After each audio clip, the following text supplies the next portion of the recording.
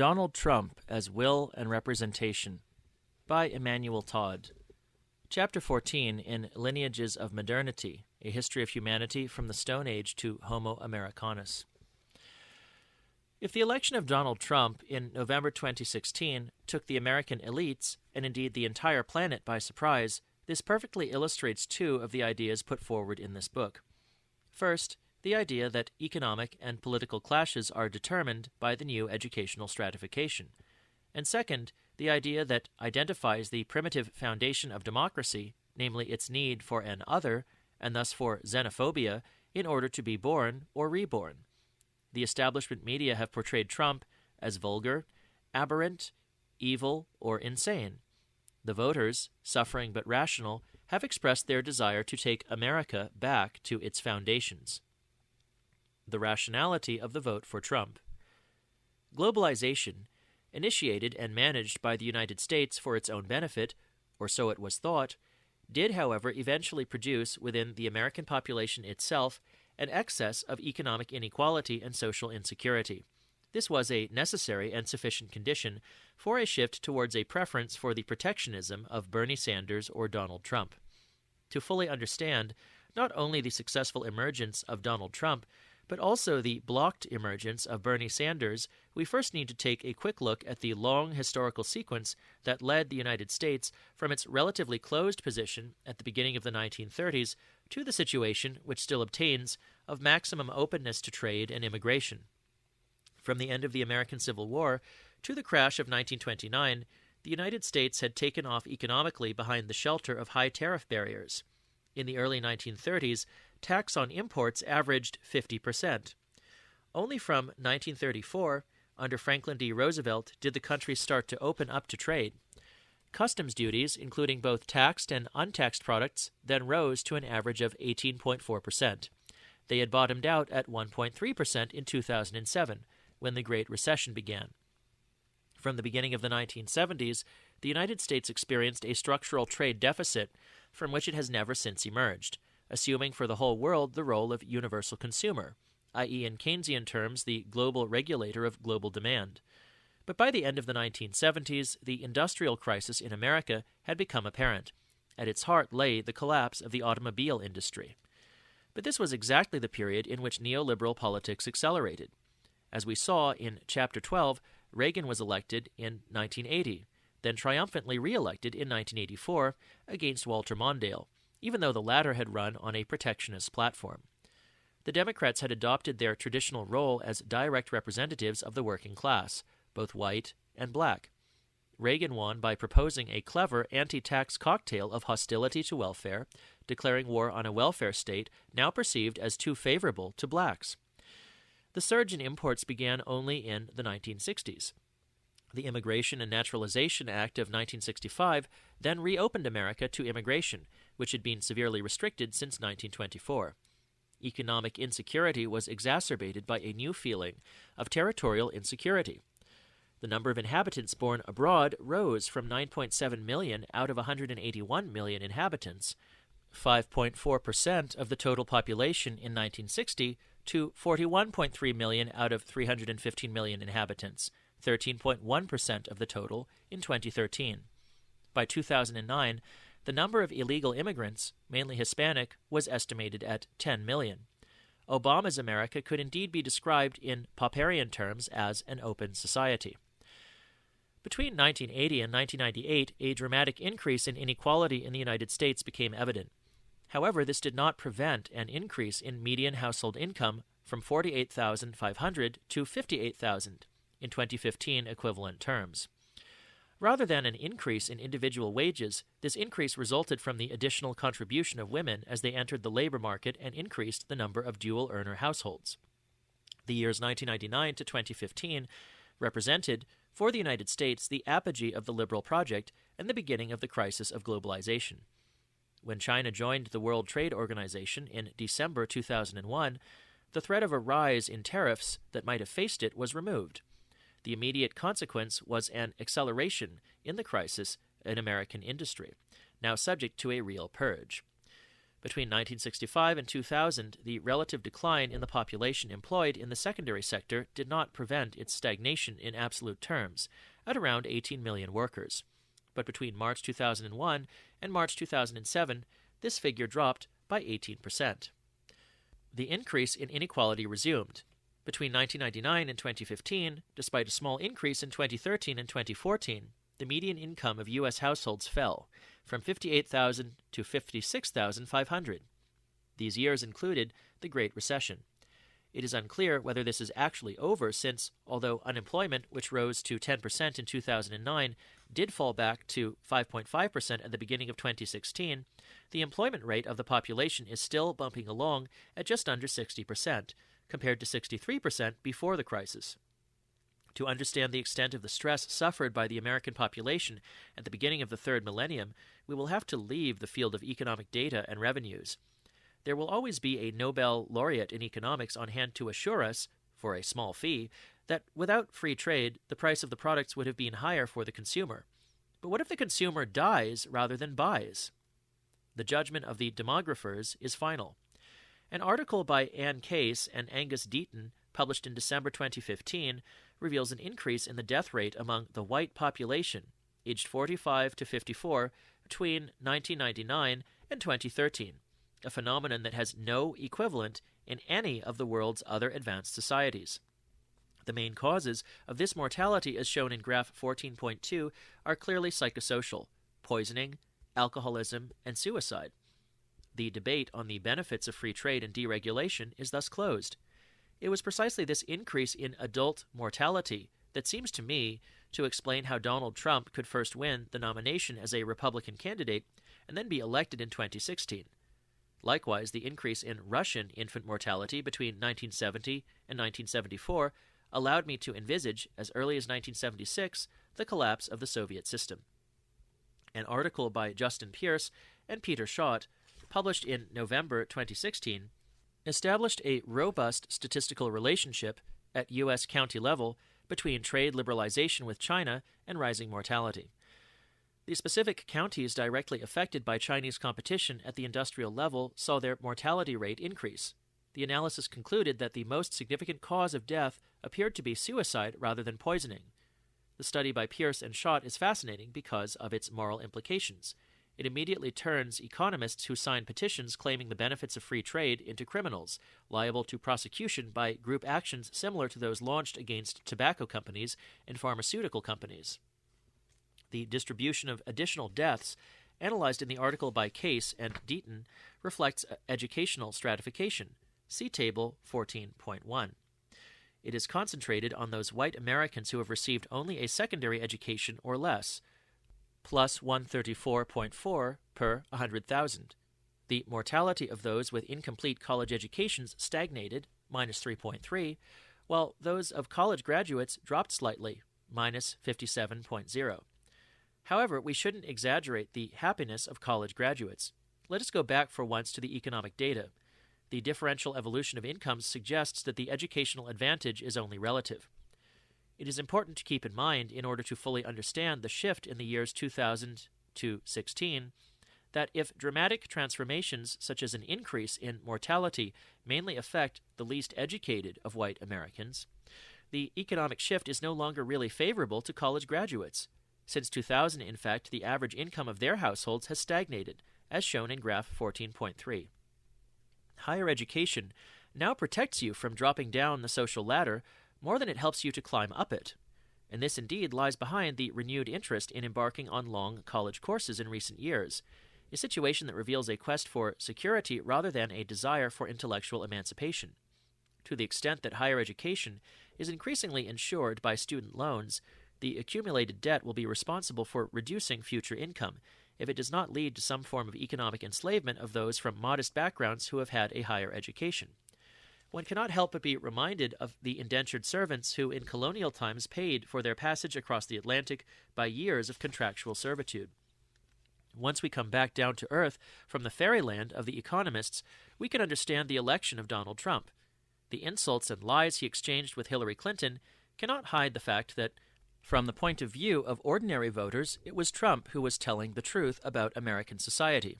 It was he who described its sufferings in his book, Crippled America, while the Democrats celebrated the eternal excellence of America and its values of tolerance and openness. The socio-demographic structure of the vote for Trump confirms this diagnosis and offers us a true mental X-ray of America as it emerges from the ideology of globalization. Educational stratification and political choice. One of the striking features of the 2016 U.S. election campaign was the way political clashes were mainly depicted in terms of educational attainment. Trump's supporters were regularly portrayed by the establishment press in New York, Washington, Los Angeles, and San Francisco as undereducated or uncultivated. Hillary Clinton even described them, in a display of class contempt worthy of 19th century Europe, as deplorable. For commentators, the ideal type of Republican voter was a white who had just managed to graduate from high school. The ideal type of the Democrat, on the other hand, if not a black or Hispanic, was a college graduate. So-called exit polls only partially verify this depiction. Such a vision is a little too simplistic and needs to be qualified. Throughout the following discussion, the totals will never reach 100% because of the presence of an independent candidate, which we have no reason to worry about here. The distribution of votes by level of income was not particularly significant. We can only note a majority vote of those whose income was less than $50,000 per year in favor of Hillary Clinton, 53% against 41% for Trump, an effect of the overrepresentation of black and Hispanic minorities in the Democrat electorate. Among Americans who earned more than $100,000, Republicans and Democrats were level pegging. The Republicans are no longer the party of the rich. The educational criterion, however, appears to be spectacularly discriminating. Among male whites with only a secondary education, complete or not, there was a vote of 71% for Trump, and only 23% for Clinton. However, if we look at the overall numbers, combining the races and the sexes, we get less extreme results. Trump only won 51% among those educated only to high school level, as against 46% for Clinton. He still won more votes among individuals who had received an incomplete higher education, 51% versus 43%, and was only slightly outperformed by Clinton among those who had obtained a college degree, 44% versus 49%. The Democrats really took off only at the level of the highest educated, i.e. postgraduates with a higher degree. 58% of these voted for Clinton and only 37% for Trump. This polarization is quite extraordinary because it places the party of the left, the Democrats, on the side of absolute cultural domination, and Clintonism comes across as an illustration of the premonitory nightmare of Michael Young, in a meritocratic system that could lead elected officials to despise educational rejects. Academics are almost all, by definition, postgraduates. In the aftermath of the election, the commitment of academic elites to free trade appeared more intense and more homogeneous than that of entrepreneurs operating in the market. The world of capital is heterogeneous and pragmatic. It is divided between a sector that derives its surplus profits from underpaid work in China and elsewhere, and another that can only live off work done in the United States. Above all, in the world of capital, there is the floating mass of those who know that money can be made in a protectionist system as much as under free trade. You just need to adapt. Every economic activity must, however, be assessed in its relation to globalization.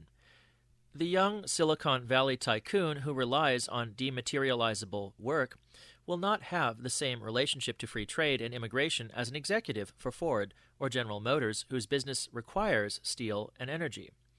Faced with Trump, the first will be unleashed, the second will incline to adopt a policy of wait and see. The citadels of the elite, Silicon Valley and academia. In a premonitory work published in 2014, The New Class Conflict, a Californian, Joel Kotkin, had the good sense to see the entrepreneurs of Silicon Valley, the bosses of Google, Amazon, and Facebook, despite their young age and despite the modern and trendy image of themselves which they cultivate, as oligarchs in the making, acting according to their economic interests and already boldly intervening in the political field. For example, Jeff Bezos, the boss of Amazon, has bought the Washington Post. Let us preserve human freedom from statistical determinations here. Silicon Valley investor Peter Thiel, who is also gay, supported Trump by speaking in his favor and contributing to the campaign. It is worth noting in this regard, as a way of taking the measure of local conformism, that a gay community journal went so far as to question the reality of his sexual orientation because he had supported Trump. Be that as it may, exit polls tell us, in fact, that only 14% of the LGBT group supported Trump, compared to 77% for Clinton. Kotkin refers to academia, which he calls the new clerisy, as the second heart of established power. The concerns of postgraduates are not fundamentally economic, as their status shelters them from the market. Basically, they are imbued with a sense of intellectual superiority and may as such despise the lower classes as being closed to the values of international or sexual tolerance. So they are running on pure ideology and can express a caste attachment to free trade better than can the business world. As we have seen above, academia has become the great machine for sorting the population. It is academia that enables inequality to flourish, and it is logical to find it remaining faithful to the free trade which nourishes economic inequality, even if the colleges that are not elite are a little less reliable from this point of view. Its love of humankind in general, moreover, renders academia particularly open to the ideal of immigration, whether legal or not. The material and ideological conditions of maximum hostility to Trump were fulfilled by academia. The same phenomenon of internationalist conformism had been observed in English academia, particularly in Cambridge and Oxford. The maniacal hostility to Brexit before and after the vote foreshadowed the anti-Trump fury of the great American universities. Academia is on the left, but it is no longer very fond of the lower classes, those chavs or uncultivated proles, as they are called by an English terminology applied from above, a terminology that is dramatized locally by class attitudes that have never had their equivalent in the United States. Things can be less taken for granted in France, and they tend to remain unspoken, but academia, still on the left, is also undoubtedly one of the most conformist poles of society. Without knowing it or admitting it, it rejects the notions of equality and democracy. By its attachment to authoritarian Europe and its bankrupt currency, by its acceptance of a free trade that destroys workers, and by its tenderness for an untrammeled immigration that basically denies the need for a stable territory in which democracy can work. Less conscious of itself, the conformist magma of French academia is thicker than anything to be found on the other side of the Channel or the Atlantic. Let us conclude at this point with a broader questioning of the strange relationship which has been established in the advanced world between an academia on the left and the defense of economic policies unfavorable to the masses. We cannot confine ourselves to an accidentalist vision of this coincidence. It cannot be by mere chance that so many modern leftists, well implanted in higher education, are at the same time hostile to the lower classes. The destruction of educational homogeneity, which fostered egalitarian sentiment and democracy, explains, as we have seen, the emergence in advanced societies of an inegalitarian and anti-democratic subconscious. But it was the left that desired mass education, including higher education. It is thus the left that has unknowingly guided society towards inequality. The historical and ideological link between the left and education undoubtedly enables us to understand why and how the inegalitarian drift of the educational system has dragged the left along with it, transforming it into a new kind of right, although it will never, ever admit it. And this has occurred in the three major Western democracies. Economic conflict is replacing racial conflict. The 89% black vote in favor of Hillary Clinton, when only 8% of blacks voted for Trump, might lead us to believe that the 2016 election followed the path that has guided U.S. policy ever since Ronald Reagan, and perhaps even since Richard Nixon, in which race membership determines one's trajectory. The fall in black participation, especially among the young, nonetheless played a significant role in Clinton's failure, and suggests that things are not so simple. The Republican Party, broken by Trump, had, as we have seen, held its white working-class electorate in a state of false consciousness. It used the technique of racial dog-whistling, onto which an affirmation of religious and moral values was superimposed, to drive an economic policy with disastrous consequences not only for the workers, but also for the middle classes. The Republican Party actually brought about the confinement of the blacks, promised the prohibition of abortion without ever imposing it, and above all brought in ever more tax cuts in favor of the rich. But Donald Trump won, first against the Republican establishment, and then at the heart of the global political system, by ceasing to feed the machine that was fabricating false consciousness, and by bringing the working world back to a certain form of class consciousness. This was the meaning of his attack on free trade and his advocacy of protectionism, the only policy capable of allowing white workers and their black class brothers and sisters, who were being even more severely mistreated by the collapse of industry, to return to the American middle class. Whenever confronted with xenophobia or racism, the historian must be able to identify, via a necessary meditation on the universality of the malady, the specific ethnic or racial groups targeted by the dominant group. Current France, for example, demonizes the Arabs rather than the blacks, and this fact tells us that its supposed racism falls more within the category of culturally based xenophobia. The primary cause of Brexit, namely the massive immigration of Poles to England, deserves even more clearly to be categorized as culturally based xenophobia of a non-racial kind, since Poles are just as light-skinned as the English. With his plans to build or finish a wall along the southern border of the United States, Trump did not demonize blacks, but Mexicans, and his attacks did not simply target recent immigrants, legal or illegal. We need to remember those he launched against a judge of Hispanic origin. Such facts in a modern American context also mean that Trump distanced himself from the white-black racial dualism that had become its ideological axis. The term racism cannot, however, be so quickly abandoned for cultural xenophobia in the case of Trump. The Hispanic category of the American statistical and mental system is a quirk that certainly gives pride of place to the Castilian language, but its main purpose is to target the Indian origin of the majority of Mexicans. Hispanic refers to a simultaneously cultural and racial fixation.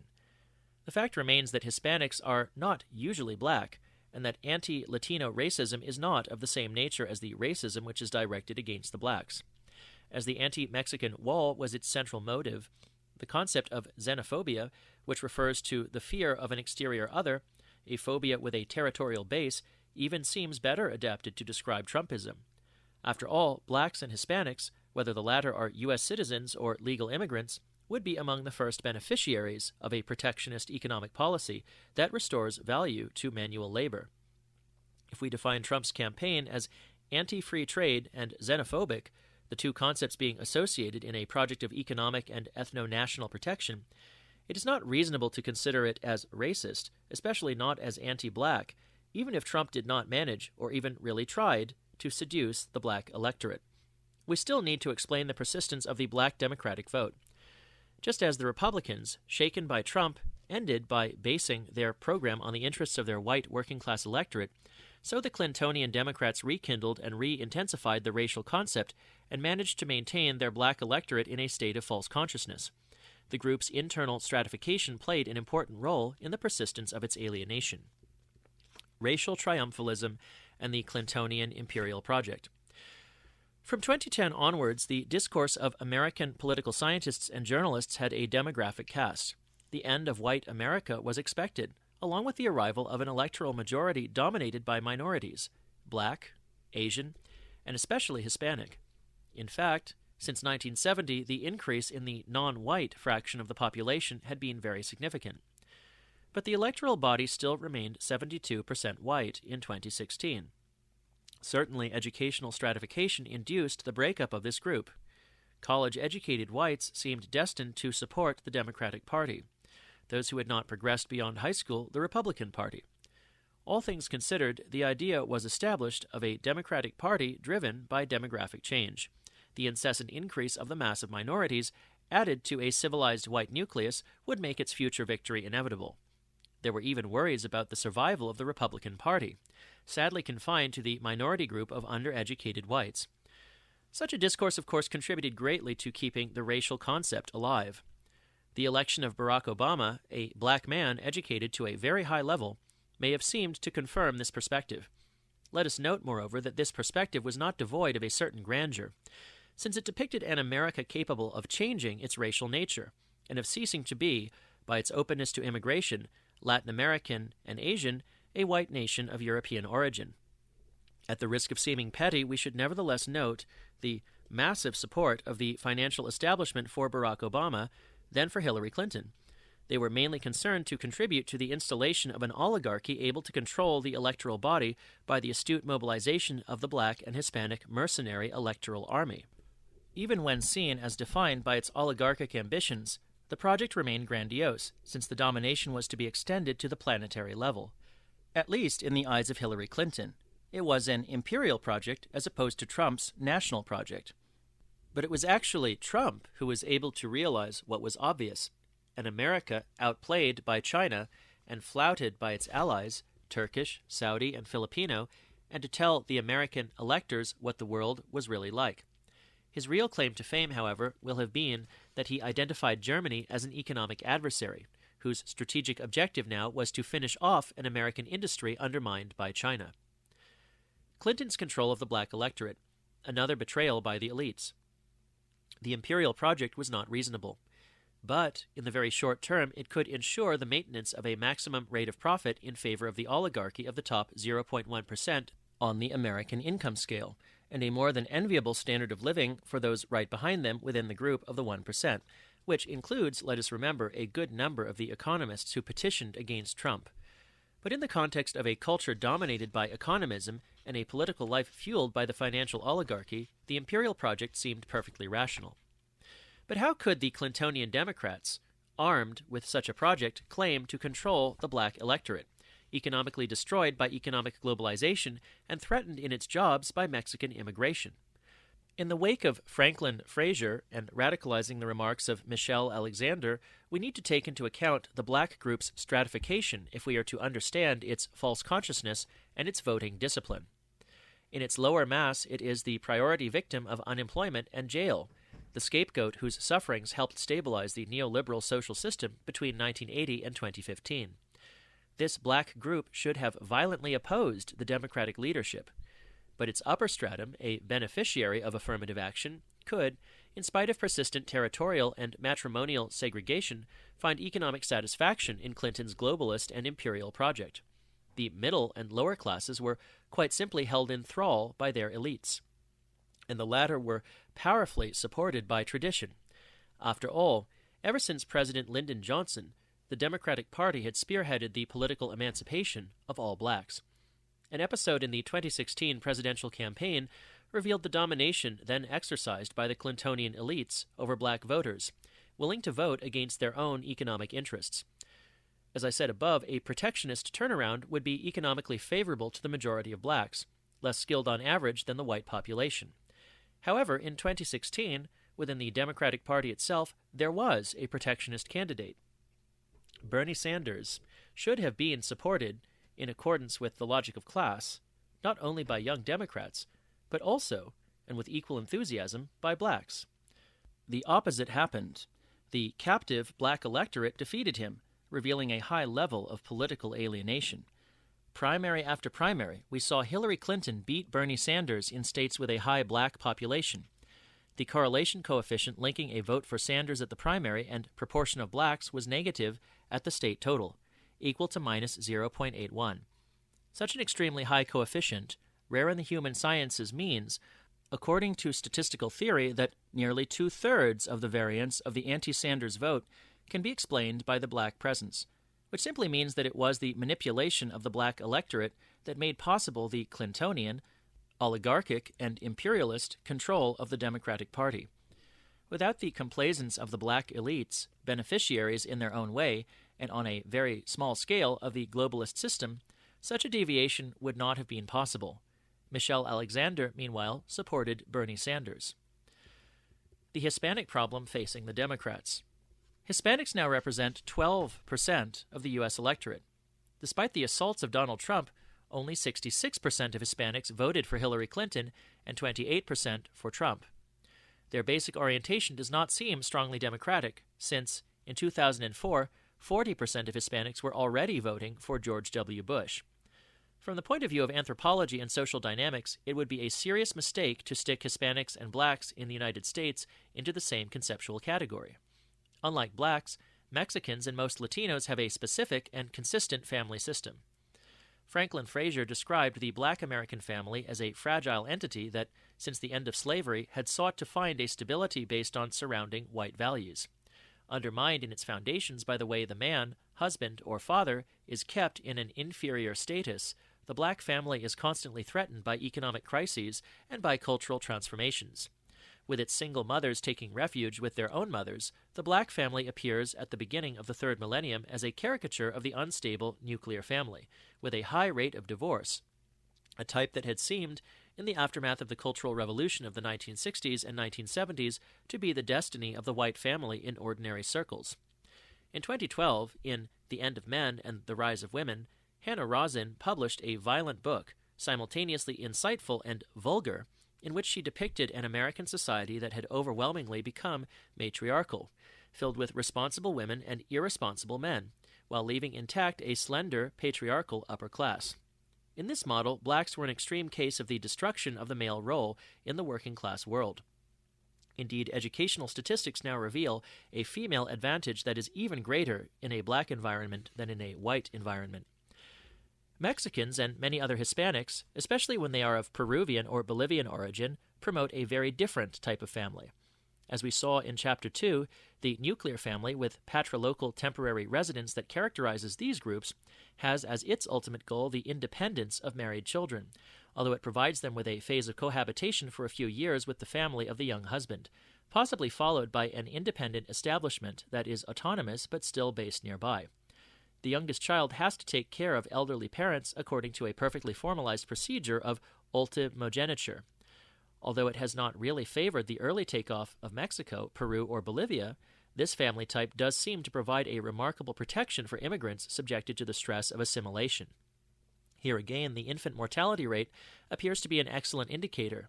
In 2007, the infant mortality rate for white Americans was 5.6 per 1,000 live births, a poor performance when we consider that the rate in Japan and Sweden was 2.5, in France 3.8, in Germany 3.9, in Korea 4.1, in the United Kingdom 4.8, and in Cuba 5.3.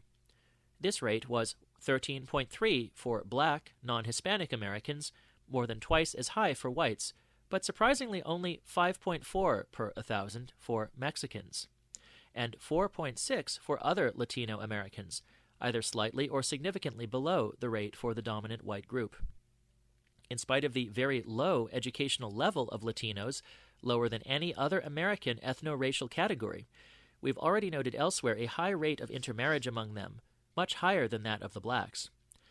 Latinos have long been characterized by significant over-fertility, but this indicator also reveals an accelerating rate of assimilation. The recent decline in the U.S. fertility rate is often attributed to the economic hardships experienced by young couples as a result of the Great Recession. However, while between 2006 and 2013 there was a fall in the fertility rate for whites from 1.91 to 1.75 children per woman, and for blacks from 2.12 to 1.88, there was a dramatic drop for Hispanics from 2.85 to 2.15. At the same time that Trump was targeting Hispanics, their demographic alignment, a sure sign of assimilation, was accelerating. In short, nothing in the trajectory of the Hispanics indicates any proximity or convergence with the black pariah group. I am not claiming that the process of immigration assimilation is a path strewn with roses for them. I am simply noting that their difficulties are of a traditional type. It is likely that their destiny will be, with a time lag of 150 years and in less harsh conditions, the same as the destiny of the Irish Catholics, initially despised and bullied, but finally assimilated. That's why the Democrats' Hispanic strategy is eventually doomed to fail. Already 28% of them, as I have said, voted for Trump. Why? To be sure, the educative and economic stratification of the group played a part, favoring as it does diversity of choice. The specific nature of the Cuban community, firmly to the political right due to its anti-Castro mentality, should also be mentioned. But above all, we need to admit that the generalizing discourse on non-white minorities flies in the face of American social dynamics. In the field, the way Latinos have adapted well contrasts with the endless flight of black families. The Watts neighborhood in Los Angeles, populated mostly by blacks at the time of the 1965 riots, is now a Hispanic area. Blacks are rapidly moving out of California, even though it had once been hoped that this state, as the West of the West, and with its higher rates of intermarriage, would be the place where American racial obsessions would finally vanish. Let us finish with the worst, with real sadness, as we reflect on the scary character of the subliminal message delivered by the Democratic Party to assimilating Hispanics. We will protect you. For us, you're like blacks. For the basic axiom of American society, for those who want to feel at home there, to be human beings among other human beings, is precisely this: you mustn't be black. In spite of Trump, the Latinos did not save Clinton in 2016, and it seems unlikely that they will provide the Democrats with a guaranteed majority in the decades to come. A democratic but still xenophobic renewal. The democratic resurgences in the Anglosphere, Brexit and then Trump's election, seem to have been strongly tinged with xenophobia, anti-Polish in England, anti-Mexican in the United States. There is no doubt about this xenophobia, and our habit of identifying liberal democracy and universalism would lead us to deny the authentically democratic nature of the electoral uprisings of the year 2016. If human beings are good, the principle of equality should act externally as well as internally. The equality of the body of citizens should be echoed by the equality of all of humankind. The Democratic left would have applauded a victory for the protectionist Sanders, but it must consider Trump an abomination. In the same way, the French would have preferred a working class seduced by Mélenchon rather than by Le Pen. We are here the victims of a false vision of history, of a deductive and philosophical rather than an empirical and anthropological conception of democracy. History shows us by many examples, as I have demonstrated in Chapter 11, that democracy is not, at its source, universalist in essence. Before the emergence of the concept of isonomia, the equality of citizens before the law, the birth of Athenian democracy was violently ethnic, with a body of citizens defined as against slaves, against metics, against the citizens of other Greek cities, and against barbarians. Cromwell's revolutionary England, Protestant and nationalist, treated Catholics as pariahs, and was capable of committing atrocities in Ireland in the name of the superiority of the new chosen people.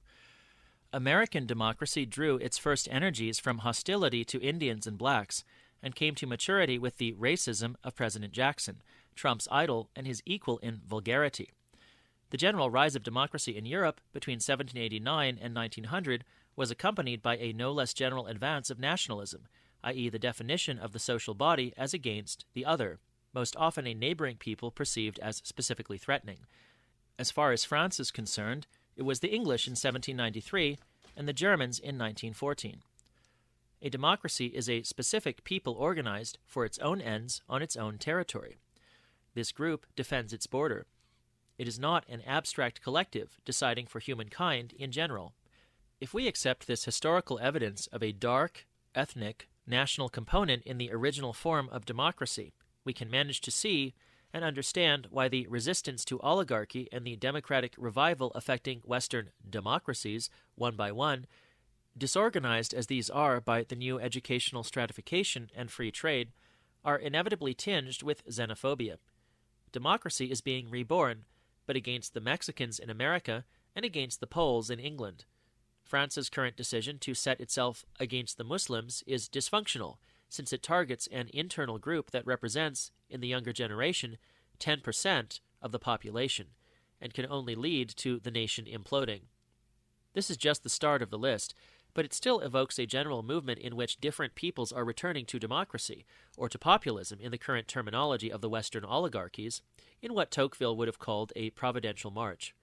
The new inegalitarian educational stratification excludes, however, the possibility of a simple return to the classical democracy of the first half of the 20th century, one rooted in the cultural homogeneity of universal literacy but lacking a mass university education.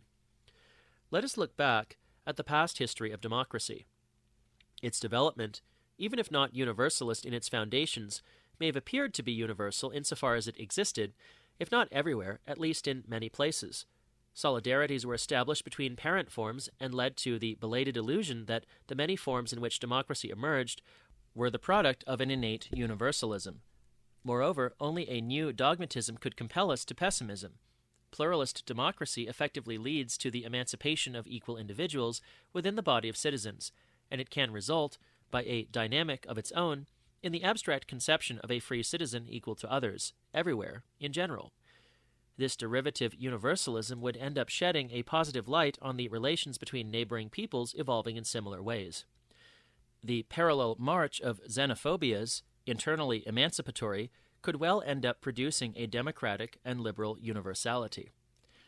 provided that it emancipates the individual within each people and discerns the same trend in its neighbors, democracy is perfectly capable of reaching a higher stage, a second phase of the demand for the universal. This game has already been played out between the United States, England, and France, three nations defined a priori as individualist by their anthropological backgrounds.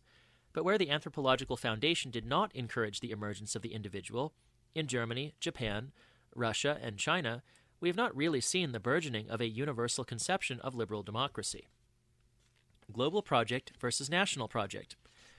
There is a pessimistic interpretation of the American future in which the conflict between the two opposing ideologies of equivalent strength stabilizes.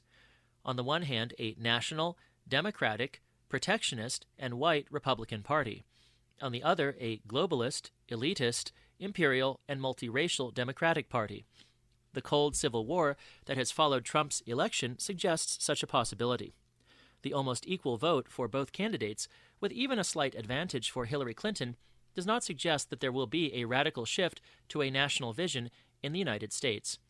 The fact that two leading states such as California and New York are anchored in the Democrat camp and the predominance of globalism in the main cities and the most prestigious universities seems to exclude a priori the possibility that the whole of society will swing behind Trump's project. At a deeper level, the persistent educational divide in American society between the less well-educated and the better educated suggests that the establishment of two camps, two ideological fortresses, might just as easily divide America in the long term, and actually condemn it to economic and strategic impotence. The democratic revival would then remain trapped in its xenophobic matrix, an absurd posture for a nation that remains the main global power and the prime orchestrator of our common future. But there is also an optimistic interpretation that sees Trump's victory and the xenophobic democratic renewal as only a first step, preceding an accelerated advance of democracy towards its universalist second phase. It is not even certain that Trump really represents the first step in this shift. After all, it was under Barack Obama that the democratic, protectionist turn first began. The Buy American provision, adopted in 2009, set aside financing for a recovery plan for infrastructures using materials and products made in the United States. A prolegomenon to the second phase of the democratic renewal, perhaps. But in any case, the rise of protectionism, a central element in the national reemergence, preceded Trump, and affected the two great American political forces almost simultaneously, even though it is clear that the sociological localization of xenophobia meant that it was Trump who succeeded rather than Sanders. Still, the decline in the belief in free trade affects the whole of American society, a phenomenon that appears rational and reasonable when we realize that college graduates themselves were no longer benefiting from economic globalization and were seeing their revenues stagnate. But then how can we choose between the two hypotheses, a permanent division of American society or a majority flocking to support a non-xenophobic national vision? The economic destiny and the ideological behavior of the younger generation can enable us to predict the future. With student debt, as we have seen, young generations of graduates will experience an acceleration in the decline in their income. But here again, to really gauge the crisis experienced by young Americans, we will have to dig down to the deepest layers of family and religious behavior. When the data exist, I will show how widespread this crisis is in Western democracies. The decline of the absolute nuclear family and the confinement of young people. An age-based analysis of income trends reveals, in all Western democracies except perhaps Australia, that the relative situation of young people is getting worse. As early as 1999, Louis Chauvel highlighted this phenomenon in the case of France, emphasizing that the long-lasting crisis did not prevent older generations from bringing their economic careers to a happy conclusion at the very moment when young people were starting to slave away in uncertain and poorly paid jobs. An excellent article in The Guardian in 2016 treated the subject in a comparative way. In the United States, between 1979 and 2010, the growth rate in disposable income for households headed by 25 to 29-year-olds was 9% lower than the average increase, while the growth rate for those aged 65 to 69 was 28% higher, and that for those aged 70 to 74 years was 25% higher. Table 14.2 shows that the imbalance was even stronger in the United Kingdom, France, Spain, and Italy. The declining incomes of the youngest sector of the population are a mechanical effect of the neoliberal revolution, and very specifically of free trade, which crushes with great impartiality all those who do not possess capital. Thus it was the younger generation, together with the workers, who were first to be sacrificed on the altar. Whether or not they are graduates, the supremacy of the market has dramatically increased their economic dependence on their parents. At the very moment when the maturing elites were celebrating more loudly and triumphantly than ever the liberty of the individual young people were suffering a diminution in their own hopes of independence. Housing has become very difficult for the younger generation. The contrast between ideological affirmation and social reality reached a Brezhnev-type intensity in the Anglosphere on the eve of the Brexit-Trump shift in 2016. In the United States, as in England, Canada, and even Australia, the proportion of 18 to 34-year-olds who continued to live with their parents increased. This category included many graduates forced to return home after completion of their university studies. A Pew Research Center study also showed, in May 2016, that the number of 18 to 34-year-olds living with their parents in the United States had returned to the levels experienced around 1880, a phase of weak nuclearity, as we saw earlier.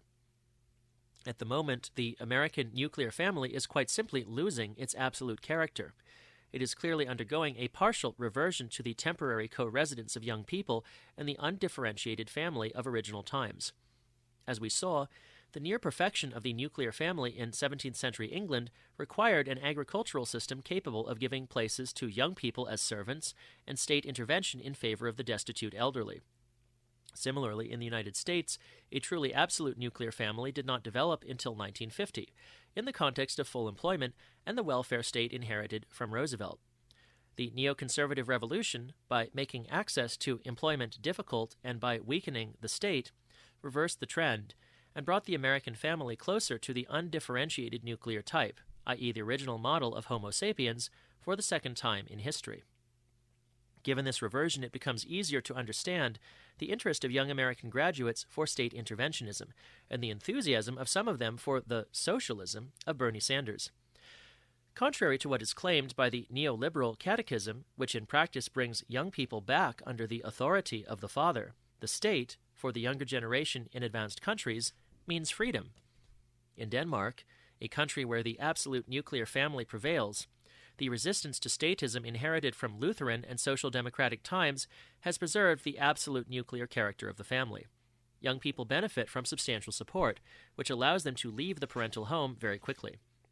Cecile van de Velde has produced a close study not only of the norm of autonomy among young people in the English tradition, but also the weakening of its practical realization due to the difficulties in getting accommodation. She has also described the sturdy resistance of the Danish nuclear and statist model. The comparative data provided by Eurostat, shown in Table 14.3, highlight England's current poor nuclear performance after nearly 3 decades of neoliberalism. The resistance of American youth to xenophobia. In all educational and racial categories, only 36% of 18 to 29-year-olds voted for Trump and 55% for Clinton. The gap is important. Among young people classified as white, however, Trump won with 48% of the vote against 43% for his rival. There is then a youth factor which involves a certain distance from Trump's pessimism, but within this age group is unable to wipe out the strongly pro-Trump orientation of the white group. The younger generation is one of the categories that the system has bullied, and it is not surprising that it participated in the revolt of the electorate. However, its relative resistance to xenophobia impels us to suggest that the optimistic and open dimension of American culture is still alive and well. We can, moreover, be certain that the ideological evolution of the youngest section of the American electorate is still in its infancy, and that an accelerated change is likely in the near future. A crucial element underlines the ideological shift of the American generations who reached adulthood at the turn of the third millennium. It guarantees that phenomena like Trump, Sanders, and the challenge of globalization are not short-lived frets and fevers. The most recent studies reveal that religious belief is declining in the United States, and we have noted several times that, historically speaking, this has always paved the way to an ideological revolution.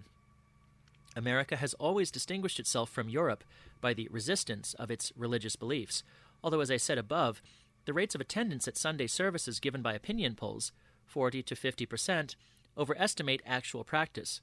The number should usually be halved. But if we compare the declared religious practice of the generations who arrived at adulthood around 1950 With those who reached their majority at the beginning of the third millennium, we observe a fall in declared practice, from 40 to 50% to 20%. The proportion of young adults who declare themselves agnostic, atheist, or state that their religion is nothing in particular increased from 25% to 35% between 2007 and 2014. What we are seeing here is probably the terminal secularization of American society, which proves that religiously based neoconservatism is dying on the Republican side and that a general revolution is underway. This fall explains Trump's victory in the Republican camp and the rise of state-friendly attitudes among young people. The resistance of younger generations to Trump, meanwhile, makes it reasonable to imagine, optimistically, a democratic revival which, starting out from a xenophobic matrix, will then pick up speed and reach its universalist second phase.